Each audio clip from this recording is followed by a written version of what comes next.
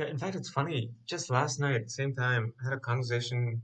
It was an amazing conversation. AC client, and he's been through two or three programs with the AC. Generally, we were just catching up on various things about what the AC does well, what he would like us to do better, etc. And then I found out that um, his first startup was in Bangalore, in India. And this was 10 years ago. And 10 years ago, I do remember reading up about the startup. Most of the folks in the ecosystem knew the startup.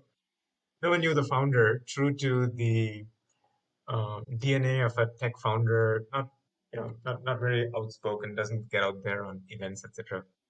So last night, literally 24 hours ago, is when I said, "Oh wait, you're the founder of Gecko," and he goes, "Yeah, I am. You've heard of me?" And I'm like, "Dude, the entire ecosystem here has heard of you. No one really knows you." He's now on to his second startup, or maybe third, I don't know. But right now he runs a startup out of Waterloo called Tiny Chef. Really fascinating stuff.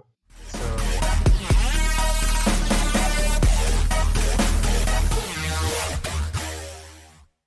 Perfect. Welcome everyone to the show. Today we have John and Jay from the AC Center. This one's really special to me. The AC Center in Kitchener Waterloo. We were previously talking before we started, John and Jay, about how instrumental it is to the Canadian innovations ecosystem and how many companies have really come out of this region and through the center. And now you both are are part of its present and future. So, John, you've been interim CEO and operating at the AC, and Jay, you're coming in hot all the way from India, to lead lead the new guard. So, I really want to kind of talk about, what the innovation sector is from both your lenses. I would see, some similarities, but I believe there's some great insights we can all learn from you both. But also talk about the future of Canadian tech and innovation and the region, and we'll lead up to that. But for now, welcome to the show, guys. John and Jay. thank you. Thanks for having us. Yeah, thank you very much. This is really exciting. Thanks for allowing us to be a part of it. Yeah. So generally, I mean, I'm used. We run like one-to-one conversations here with like founders who have built their baby over time, and that's like overjoyed to talk about this thing that they've emerged into this world. But you represent one of the an accelerator center that that has built so many companies and is planning to build and help bring forth a lot more companies into the innovation industry. So I want to kind of dive into right into it. What does innovation mean? Let's start with John, and then we'll jump over to Jay. John, what does innovation mean for you? Sure, I think that's a really great question. And as we go through this, we might find a little bit more about my background, which is not at all related to innovation in certain respects. I'm primarily a relationship builder and government relations person. So innovation to me previously was really this nebulous kind of concept of excitement and enthusiasm and energy. And at my time with the AC, really having the opportunity to bring about learnings for me of how people think differently and apply solutions to problems, and really having the opportunity to dive into learning about disruptive innovation and how that's truly going to impact every single sector. On the outside looking in, the Uberization of any sort of sector is something that one needs to look out for. So not only is it about massive change and acceleration of technologies, but it's also the engine that drives job creation. And that's my personal motivation is community development, bringing wealth and prosperity to a community while bringing about positive changes with the impact on society. Love that. Jay, what about yourself? Yeah, I have a slightly different yet complementary perspective. Um, so in full disclosure, I did look you guys up, and uh, I love the red chairs, red or pink, at least on the videos it looked like red. I thought that was innovative right there. But I think to go back to your question, um, we live in times where I think in the last decade or maybe 2 decades, we've had some fascinating innovators turning entrepreneurs and creating new opportunities for the world, right? So with that context, I think in my head, the definition of an innovator is someone who looks at a value chain and makes creative little tweaks across the value chain, be it incremental or be it big, until such time that you have impact at the far end of the value chain. And I think the difference between the innovator and the entrepreneur is that the innovator creatively keeps doing it without necessarily looking at financial outcome at the far right, whereas the Mm. entrepreneur does it with the intent of having some sort of return on investment on the far right. So I think to me, those are the two, um, one leading to the other, not necessarily all the time, but I think that's the big difference. And to me, that's the innovator. Yeah, absolutely, and I think I think that that's a great spectrum to think about because you'll see like these PhDs or like these scientists come up with these great innovations, but they don't Mhm. necessarily commercialize these Mhm. innovations. If someone else takes it upon them to commercialize, or they partner with somebody else to commercialize them, right? I mean, it really takes a truly like unique person to both almost innovate and bring forward something new and commercialize it and bring it forth. That's why the few that make it, like we prodigize so much. We held them up in such esteem because they kind of stick out and stand out. It's it's really a hard task to do both, and oftentimes most companies are trying to do both, but we seem to have like the most successful ones. They kind of focus on the commercialization ones. They don't, they build on top of existing innovations and they kind of spiral things into a new way, right? So the Mhm. three ways of innovation, right? Product, service, or process, right? A way of improving things.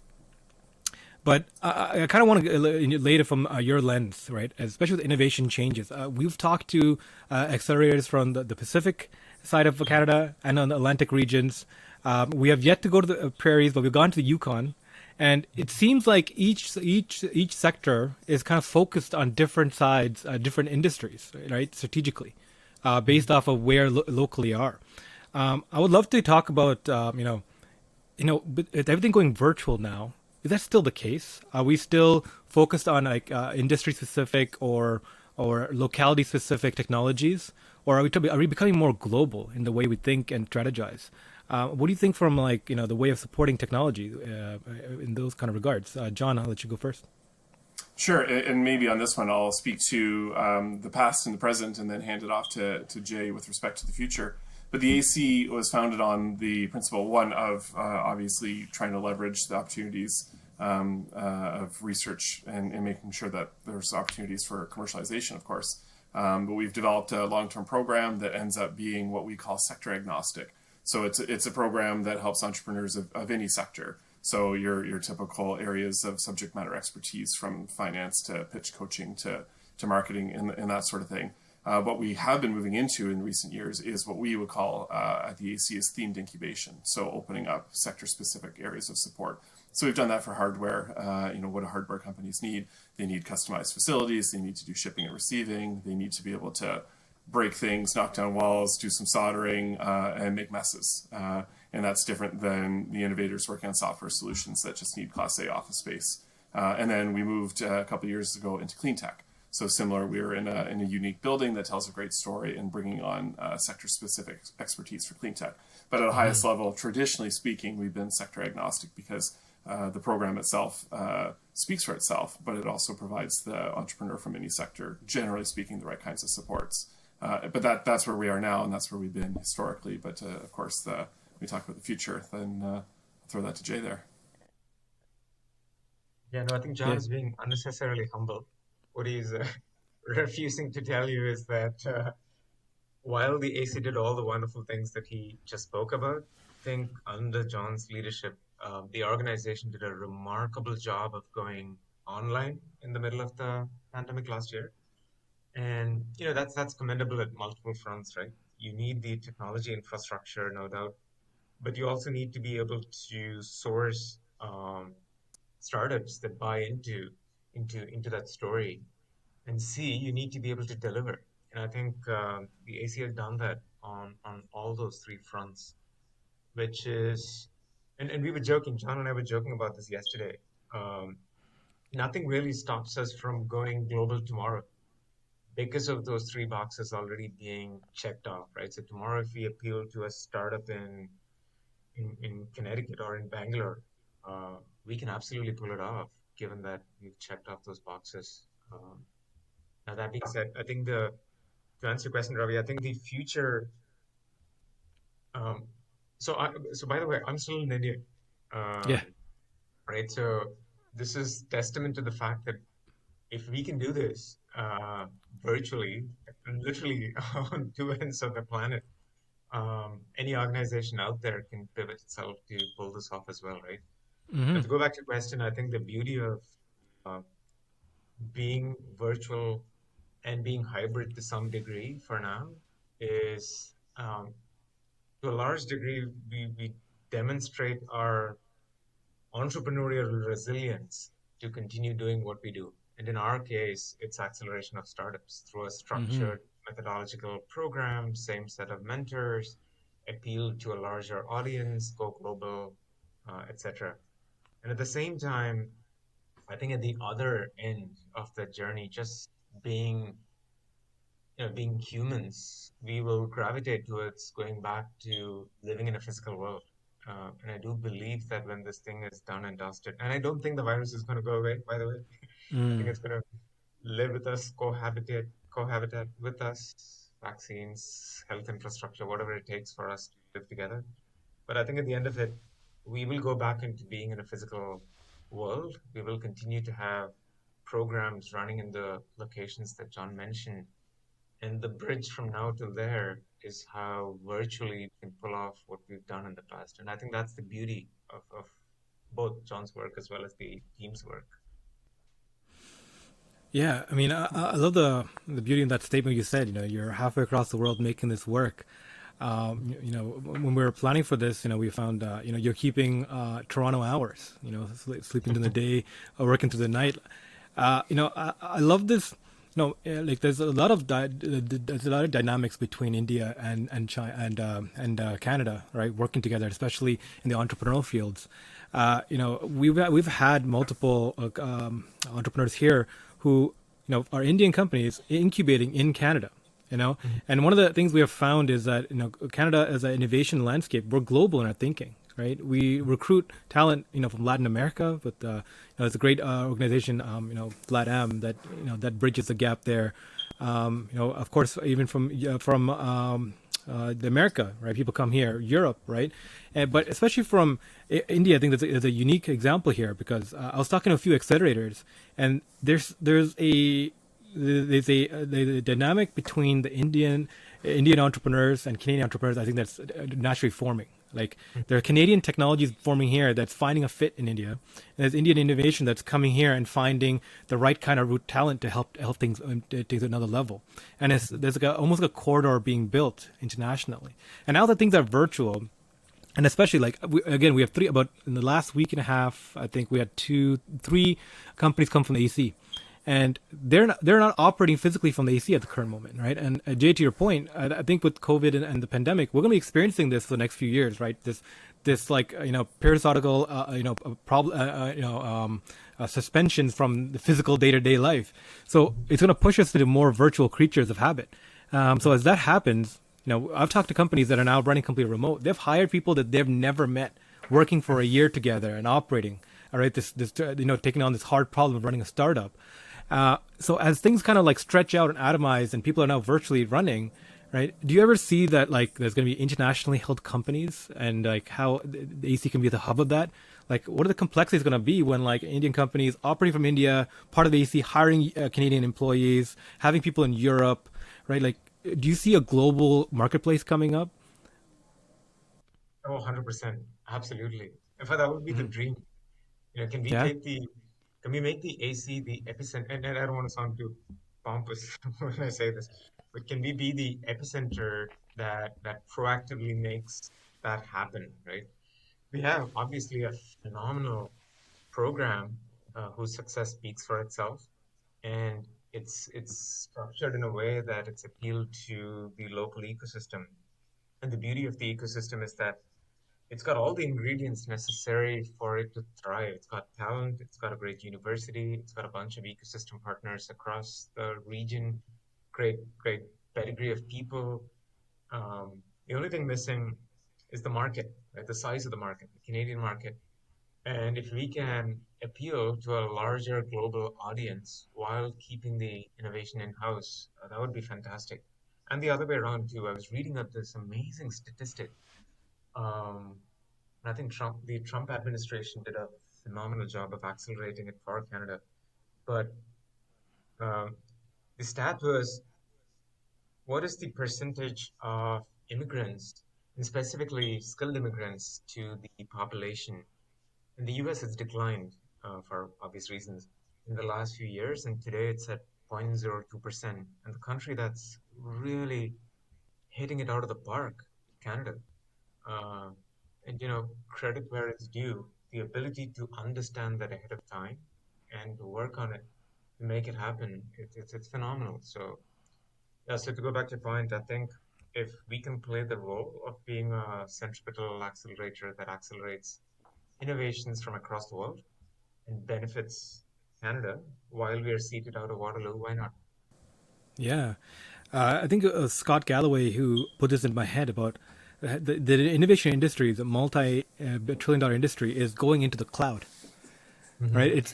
It's moving from these physical stakes into a more of a cloud infrastructure, and in this global environment where things can shift and operate, there still needs to be epicenters, right? I mean, Canada, the Toronto Waterloo corridor region, is like I think fourth globally as a zone, as a hotspot for innovation, right?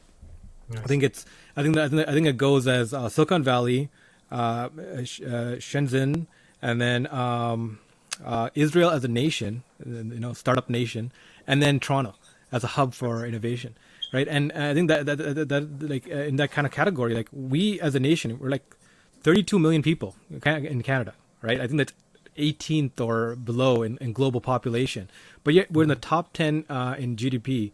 And since the 60s, we have actually like Canada's like put itself as a forefront as innovators, right? I asked this great question.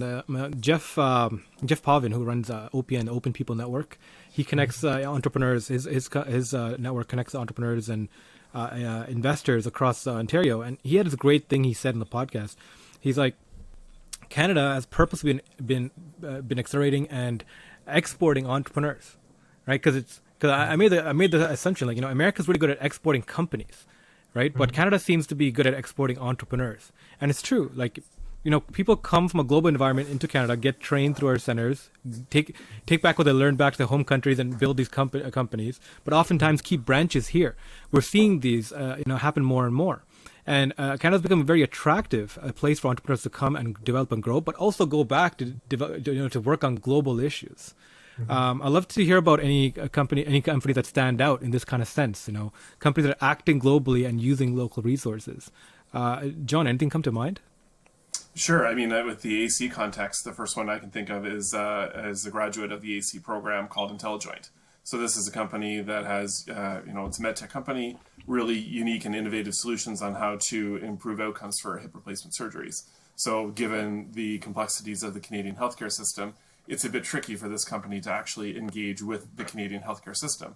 And yet they're headquartered here in Canada. They are leading a massive initiative to promote medtech companies and growth within Waterloo region and within Canada, but traditionally speaking, isn't able to engage with customers here in Canada. And why are they doing that? Well, I mean, they're proud Canadians, and they're not going to be going anywhere. But at the same time, there's going to be a certain point where hopefully our governments can engage in that. But they have business all around the world. Like truly speaking, it's a global company, and also number one on the Deloitte Fast 50 list with 5 digits in percentage worth of growth over the past few years. It's an incredible company and an incredible Canadian company that's also a great AC success story too.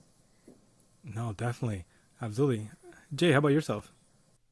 Yeah, in fact, it's funny. Just last night, same time, I had a conversation. It was an amazing conversation. AC client, and he's been through two or three programs with the AC. Generally, we were just catching up on various things about what the AC does well, what he would like us to do better, etc.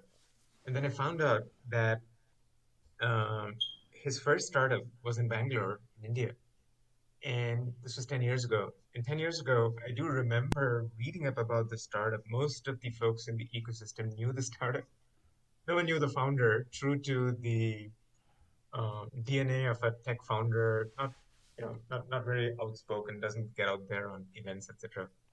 So last night, literally 24 hours ago, is when I said, "Oh wait, you're the founder of Gecko," and he goes, "Yeah, I am. You've heard of me?" And I'm like, "Dude, the entire ecosystem here has heard of you. No one really knows Mm. you." He's now on to his second startup, or maybe third. I don't know, but Right now, he runs a startup out of Waterloo called Tiny Chef. Okay. Really fascinating stuff. So I'll just indulge in what he does because it blew my mind. So what he's built is this algorithm where you can have a conversation with the algorithm that allows you to get into the culinary realm. So, for example, you can open the refrigerator and say, I have yogurt and I have ice cubes and I have sugar and flour. What can I cook? Mm. And this thing turns around and gives you like a whole bunch of recipes. So it's very different from going in and searching for a specific recipe, right? And the reason I Yeah. mentioned all that is so he's based out of Waterloo. He's got a dev team in India. He's got a sales team in the US. And he's staying put in Waterloo because he feels like the AI talent is top notch. Mm. Uh, and he went on into specific details about how good the AC has been doing. This is not my sales pitch, but literally he went on about how good the AC has been. He's been with a couple of other accelerators, which I won't name, but truly the value that he got out of um, interventions down to the finest detail from the team and the mentors that we have is what allows him per se to remain in Waterloo and with the AC, while his dev team, his ops team, his sales team, etc., continue to remain across the world. So that's a was a fantastic story when I heard it last. And an Wow. example to your point of can you remain globally fragmented, but pick your core, pick your area where your core gap that you're trying to fill is. And I think Hmm. there might be some truth to us building off of that, right? Here's what we're good at. Here's what Waterloo is good at. Here's what Canada is good at, and let's just double down on that and attract companies. Yeah, I mean, I mean, this is a testament again to the region, right? Like what you said, Jay, about like companies coming here and like the talent here is so phenomenal. We're not going to leave. Hmm. That's so interesting to me because I entered the innovation industry in 2013 with like my first tech company, and it was a radical different environment. We're still this region is mostly known for banking, Toronto, right? Like the big four banks are here, like all the accounting firms, and it's a very different culture. But we've drastically shifted in 10 years, right? Like in a decade, drasted very quickly into more of a tech nation and more of a tech environment, and being known for it. John, can you speak to the talent in the region? Like, have you seen the evolution of this? What do you think are the draws for talent to come and stay in Kitchener Waterloo and the Toronto Quarter? Oh, well, absolutely. I think, I mean, first off, is quality of life. Second to none, in my completely biased opinion. Not from Kitchener Waterloo originally, and just grew to fall in love with it. And there's nowhere else I'd really want to be. So when it comes to, again, quality of life, great place to raise a family, great things to do for younger people.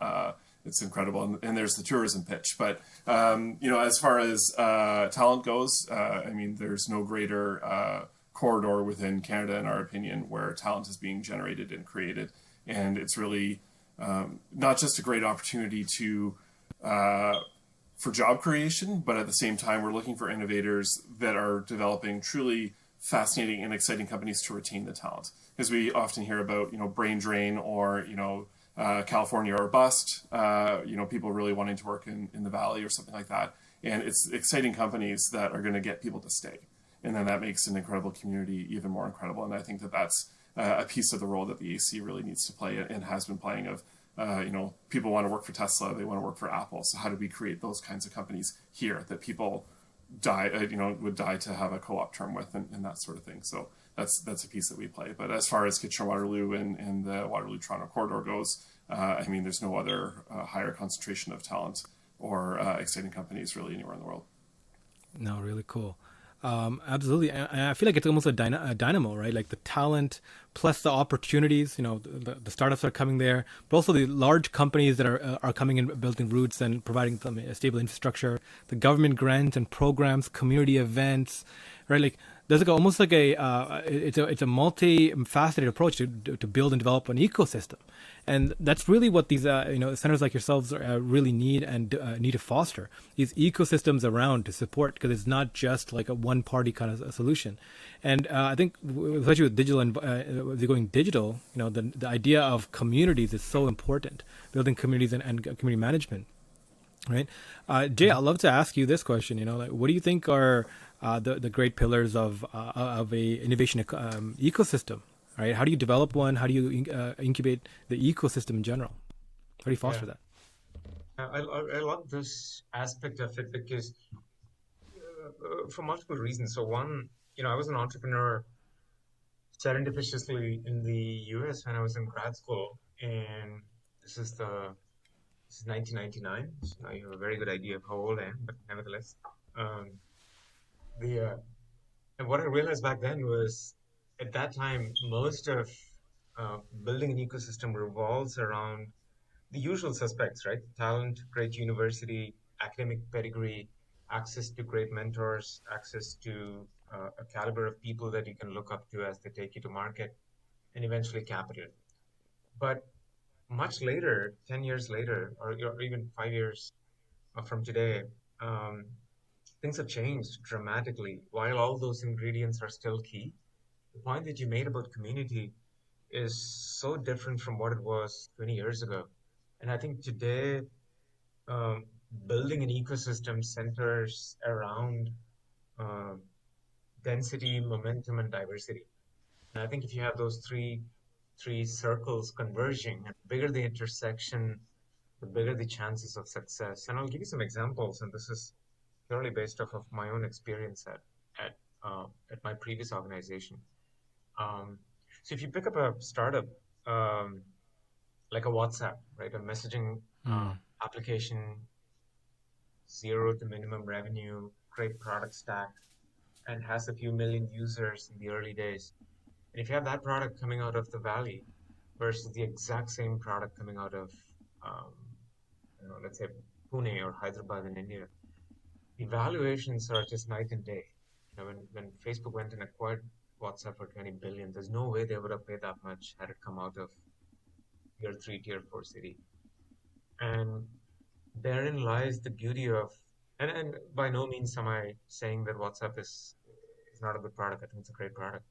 Um, but therein lies the beauty of momentum. If you live in the valley, the momentum that the biggies carry and take you along with you allows you to ask not only the price that you want as a founder, but also to be able to understand the game, the way it is played.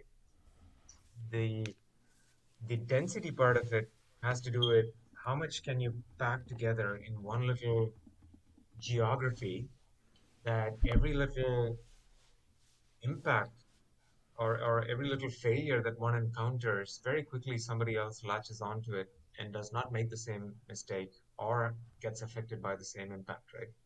And I think that's the beauty of density. Diversity, in addition to the obvious statement that it brings with it, a spectrum of ways of thinking.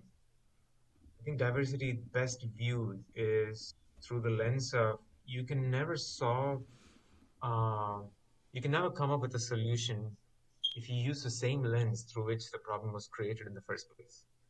And therein lies the beauty of diversity, right? Diversity of thought, diversity of gender, diversity of race, diversity of science and technology. So when you have these three circles intersecting in a geography, I think the chances of that geography just taking off are very, very, very high. And it was also one of the reasons last year during the lockdown when I was looking at where do I want to go next in life. Um, Really, Waterloo stood out. It had all those key pieces um, standing out significantly.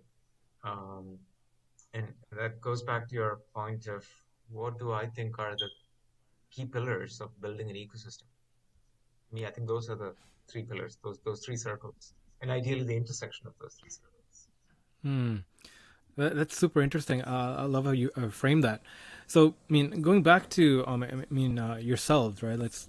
I want to dive deeper into, a little bit of the past year, um, you know, but being a supporter of the Innovation Center, like, do you know, like, early in the show, we used to do this question. We ask all the guests coming on, are you part of, like, which part of the spectrum are you, right? Are you an entrepreneur who is more vision oriented or more execution oriented, right? So the vision type of entrepreneur is someone who sees like this great vision like of the mountaintop and is haunted by it, right? And just keep drawing to this vision that of what the world could be. Whereas the execution type of entrepreneur is someone who has acquired some deep knowledge or understanding in some particular field or industry and sees opportunity and sees a systematic way of going about it. And it's like, the spectrum is like, is indicative of everyone involved in this economy, right? Like where you kind of involved. Like, do you see opportunity first and you make it systematically and plan for that, or are you haunted by this kind of dream for what the world could be? And it's a real great question to, I guess, get deeper into what the individual is. So I'd love to ask you both, are you entrepreneurial? Like, have you had entrepreneurial ventures before? And which side of this of the spectrum do you lie? I'll start with you, John. Sure. So not at all entrepreneurial. Definitely, chatting with family of late and heard that my father, maybe 20, 30 years ago had a family reunion with a family that we'd never met in the Netherlands. And, as he's going around speaking to each member of the family, he's starting to notice some trends, which is, everyone here seems to be bureaucrats and just sort of people incrementally moving things forward. So very much not entrepreneurial.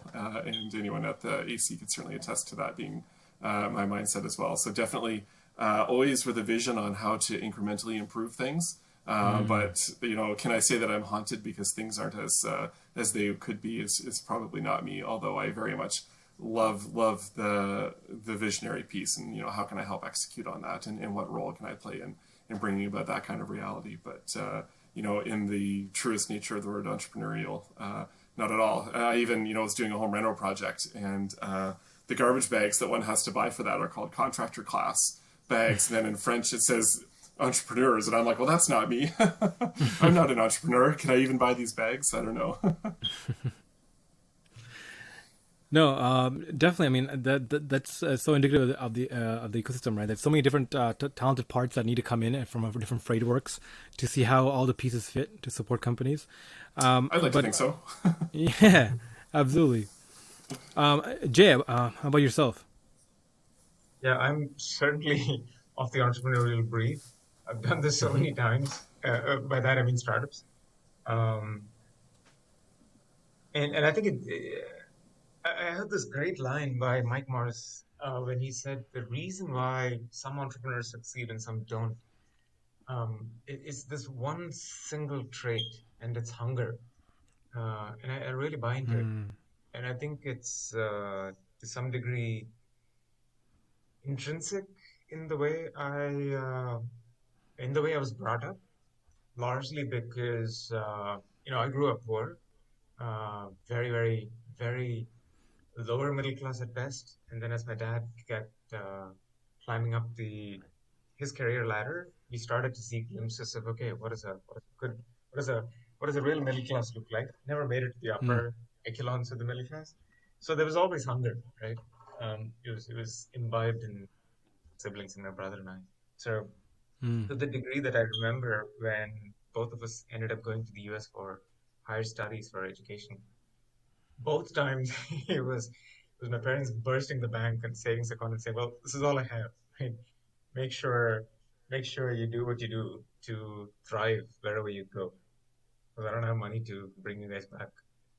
But that led to my first startup was with my professor in grad school. Very serendipitous. Got to work with him. A lot of fun. Eventually worked with a bunch of tech firms, one of which also went through an acquisition in Boston.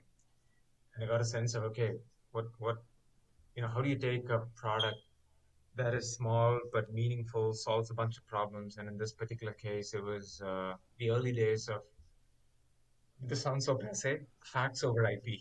I don't even know if people use facts anymore, but it was facts over IP, voice over IP, media gateway, concatenate all of it, put it in a hardware box. Eventually got acquired by Dialogic and then by Intel. Um, and I went on to do a little bit of product management at Juniper and at Cisco, came back to India, and started a startup with a bunch of my friends from grad school. And that fortunately got acquired. And that was a startup which was really solving a bunch of problems. Um, and we started off with this technology solution, which today I guess is called IoT, where we were tracking these giant machines across value chains in the factory, on the shop floor, in lithography for chip manufacturers, etc. But the real value came when we pivoted and started tracking cattle, thousands of cattle being tracked for the farmer by the insurance company. So that's when we really found value in doing what we did. Um, and the entrepreneurial high was something else at that point. We had gone through so many lows, and when we finally hit it, and the money started to flow in, um, that's when you get a kick out of it. Mm. And that was my second venture, and much later, a third venture, which didn't go anywhere. Um, Way ahead of its time, too tech oriented. But all that is to say that, yeah, I've always been driven by, hey, there's a problem to be solved, go fix it. Um, Fortunately, we have a bit of tech background, so hopefully we can use tech to solve it. And through the journey, well, maybe we should pivot, look for another way to solve it. So, just get obsessive with problem solving. So yeah, so I'm definitely of the entrepreneurial bent. I like the way, Jay, you described that with the hunger, because when I say, oh, like, I'm not entrepreneurial at all, it makes me sound very vanilla and not at all a compliment to this. But a hunger, I love that, because I feel that in other ways about what motivates me, and like what my piece in driving the AC forward is. The hunger is making this community better. So that makes me feel a little bit better about myself. Thank you. And I can vouch for that because I've seen, and to your earlier question, Ravi, the way you asked it, I think the way I've seen John operate, he's got attention to detail, right? He would make the perfect match with the founder who just dreams, and John brings all the execution details to the table and says, "Well, you do your dreaming bit, but I'm going to make sure that you don't fall off the rails." So yeah, I can vouch for it. I can vouch for that, John. Thank you. Yeah, John, you're exactly like my co-founder Henry. So Okay. like I just like, oh, I see this. We got to go here, do this, and he's like, okay, but we'll figure it out. We'll get there. Right. That It's a fine line that between. Sorry, between it's a fine line between that and being the yeah but guy, because I don't want to be the yeah but guy. It's the so here's how we're going to do it versus yeah, I don't know about that. Oh man, that's such a good point because yeah, but guys will always ruin such a good ideas, right? By like pointing out the flaws first. Yeah. I love surrounding by people who think that way, John. Like truly, right? It's like who start thinking like, okay, let's instead of talking about the negatives, how can we make this work? Right? Even in a constructive way, the constructive criticisms. If this is to work, all this would have to change, and that's kind of first principles thinking, right? Like. If somebody talked about like electric vehicles or even self-driving cars, like 10, 15 years ago, that yeah, but guy would be like all over that and like all these different things. But if you talk about we need to change this side, we need to change regulation, gonna need better batteries, we need this, like you start listing out the problems, then the mountain becomes visible, right? Of the problem, the problem mountain becomes visible. Like all these need to be, then you can start shaving away at different problems, maybe, right? And I think that's so indicative to entrepreneurship, right? Travis Retnam, he's the CEO of Knowledge Hook out of Kitchener-Waterloo. It's a $100 million ed tech company, and I love talking to him about this because he talks about startups not being a larger version of a company, right? Startups are really laboratory. They're experiments, right? People in lab coats looking for a repeatable business model. Right, and it's based off the thinking of Steve Blank, Search Versus Execute, that old blog post he made. So when you're a startup, you're searching for a repeatable business model, but then once you've found that, you turn into execute mode. You're executing on that model, and it requires almost like a multi-dimensional kind of thinking. And that's why it's so important that two different types of people are at least co-founders. Because one person can be really good at developing the company, developing the business model, of thinking about that, doing the lab coats, but execution requires a different level of thinking, right? The commercialization of that business model almost, right? I love to hear from you both about your vision of what entrepreneur, like what a good startup looks like. What is, especially when they're early stage and they're just hitting that execution level of finding that repeatable business model. What does that look like? What does a good dynamo of a company look like? Like is there a template, or are you still trying to discover this? Are we trying to discover this? John, what are your thoughts? Probably not an entrepreneurial answer since we're going down that thread, but Yeah. what does an excellent startup look like? I think for me, rather than the internal dynamics, really thinking about the impact. So some of the companies that we traditionally look for at the AC are ones where, okay, so this is truly a disruptive, piece of innovation, but does it make the world better at the end of the day? And those are the kinds of companies that we want to support. So referenced earlier one on medtech improving, outcomes, and we have a clean tech program that truly wants to have an impact to change the world for the better. So what are we doing here? Are we building, not to criticize anything, but are we building like Ashley Madison style companies that are, tools to ruin people's lives, or are we bringing about innovations that make people's lives better? And that sort of is obviously consistent with what drives me, as referenced in the last conversation, but also the kinds of innovations that we want to have and in solving real world problems, and being successful in that. So maybe a different answer than what you're looking for, but for me, No, I like that. That's the perfect kind of company. I like that. It's a values-based answer, right? Like you're looking for the type of values people, the people have, and I think that's even more important to look at. I think we're moving more to a values-driven culture, and that's very important to be open about that. Cool, Jay. What are your thoughts? What does a good team look like? Yeah, no, I agree with everything John said. But in terms of entrepreneurial DNA, I think oftentimes the reason why startups fail, especially tech startups, the reason why they fail is because they build solutions that are looking for a problem, right? And I think good startups are always the other way around.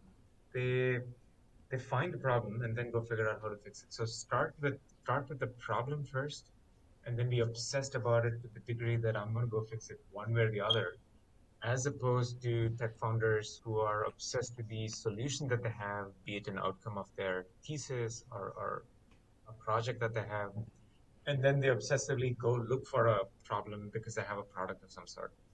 So I think it starts with that. The second piece to it is once you've identified the problem, then the path to get to execution is where having a supplementary set of skills from a co-founder really, really helps, as opposed to a complementary set of skills, right? I mean, ideally, if the two overlap a little bit, then I think it's a much better combination than if the two overlap a lot, because you're covering more space if the two are supplementary in nature. So I think that would be the second ingredient. And unfortunately, I think in the last 5 years, we've sort of, as a as a race, we've obsessed with B2C. Um, and some of it, I can't even make sense out of it. I mean, the valuations that's out there for some of these companies that are really, I don't know if they're really solving any problems, but it's easy money for all. It hits a bunch of metrics. It's easy money for the seed investor to get out quickly, easy money for the next investor to get out quickly, easy money for the founder to check off a bunch of boxes to raise capital. It almost feels like, to John's earlier point, it almost feels like it's time we start solving real infrastructural, tough, difficult problems like climate change. Like, this thing is going to kill us in our generation. But at the same time, the amount of money that's chasing, I don't want to diss any company, but No, chasing yeah, no. I think Jay, non-infrastructure solutions. you're highlighting a great problem in the industry. Is like we have these great shining objects that get funded Right. really easily, and we think that's like what entrepreneurship is. And companies who try to chase that kind of similar trajectory, don't end up the same kind of way, and they get left out.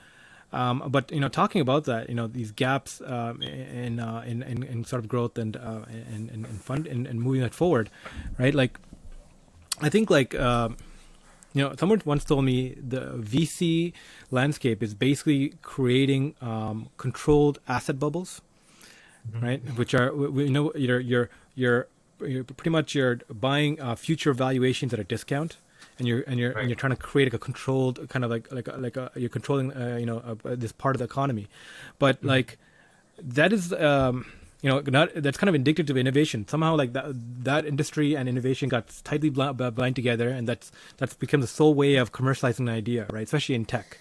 But they're becoming alternatives.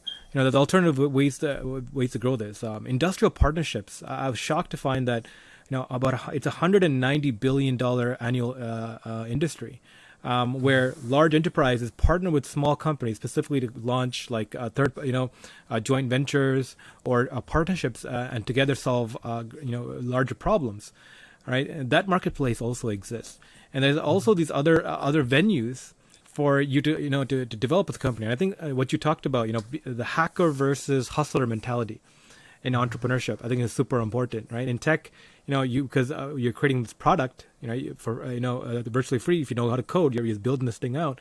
You can be a really good hacker and just hack together these products that can go out and live and solve problems. But mixing a good hustler element of hustling into that, is trying to figure out how do I take an ROI out of this venture? How do I take an ROI out of this? Is the market responding back to your problem, right? The market pays you according to the how hard of a problem you solve, right? And that's a good way of putting it. So the hustler versus hacker mentality, I think, is super important. So how do we cultivate that? We've known that startups, entrepreneurs are like 10% of our population. I think that's the right number. But do you think that entrepreneurs are made, or are entrepreneurs born?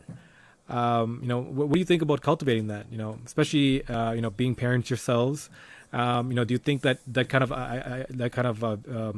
of skill set is cultivated, or is it just born into it?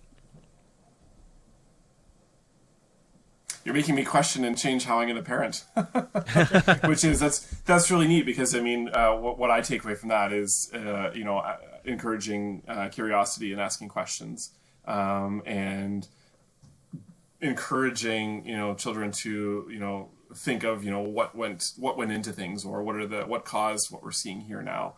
So just as you were saying that, it's like so to encourage entrepreneurship, it's also about asking them to ask questions and encouraging them to speak for themselves. And I'm going to have to think on that one a little bit while Jay speaks.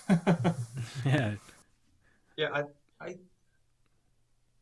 this goes back to the whole nurture versus nature, right? And I do believe, from the little that I've been exposed to, I think entrepreneurs are made. I think circumstances around them force them to not be happy with the status quo and say, well, I'm going to go change it.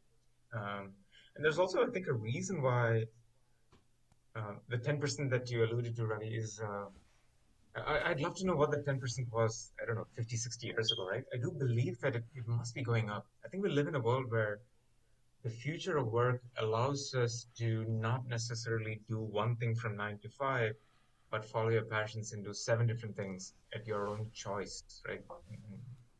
Case in point, the infrastructure that allows us to do what we're doing now.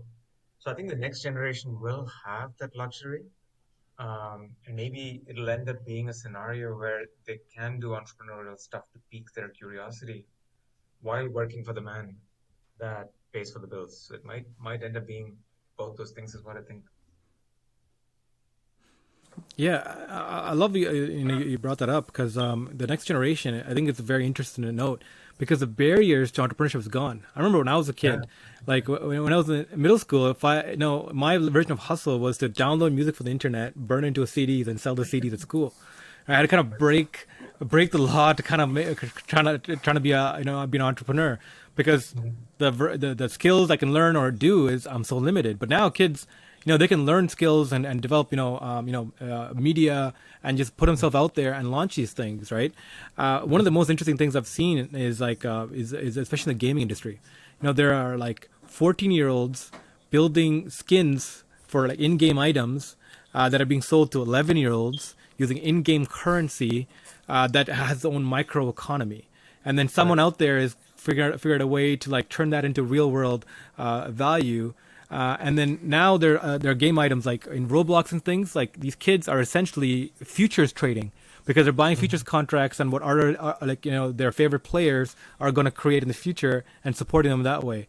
And these kids are becoming more sophisticated through these intrinsic angles of like of gaming mixing with the economies and hustling, right? The youngest billionaire, I think, is like 17. And it's expected the next 10, 15 years, we're going to see like a 14-year-old billionaire develop, Right. just because of And NFTs and barriers of access. Sorry, I was just gonna. These are first Yeah. generation billionaires, right? Yeah. Yeah. Sorry, I Not think like the we're cutting in and out, 19-year-old but Kylie Jenner.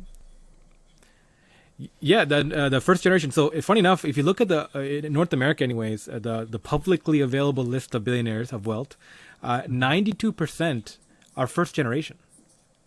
That's amazing. Right, like it's right. So the most majority of the of billionaires are first generation. In fact, the number one way of actually making millionaires is to inherit from billionaires, right? So their inheritance gets spread out, and you become a millionaire, but multimillionaire anyways. But billionaires are generally first generation, and importantly, most billionaires, like in the spread, make their money in their 50s and 60s. Generally, because it takes 20, 30 years of making mistakes, of failures to Right. learn the rules of getting there, right? Right. So this is an interesting point that I think Naval Ravikant, the founder of AngelList, talks about, right? Is that the internet is actually reversing us culturally. We're making us tribal, making us more into hunters and gatherers, because no longer are we relying on those government jobs or like those corporate jobs that'll take care of us for 30, 40, 50 years. We're now forced to now hunt and forage on our own. And because of that kind of culture is being implemented into us, people are looking naturally to like, oh, what can I do to escape the system, right? What can I do to like, to create beyond me? So the idea of actual wealth instead of money is being put in people's heads. How can I get assets or build assets, especially frictionlessly on through the power of the internet, right? Whether it be Naval talks about permissionless leverage, media, Right. and code. Right, so the old points of leverage, money and labor are permissioned. Right, people had to give it to you. You had to ask for permission, but the new points of leverage is media and code. And both, if you go and learn the skills and acquire the technology, you can just deploy that yourself. You can create these assets that can live beyond you.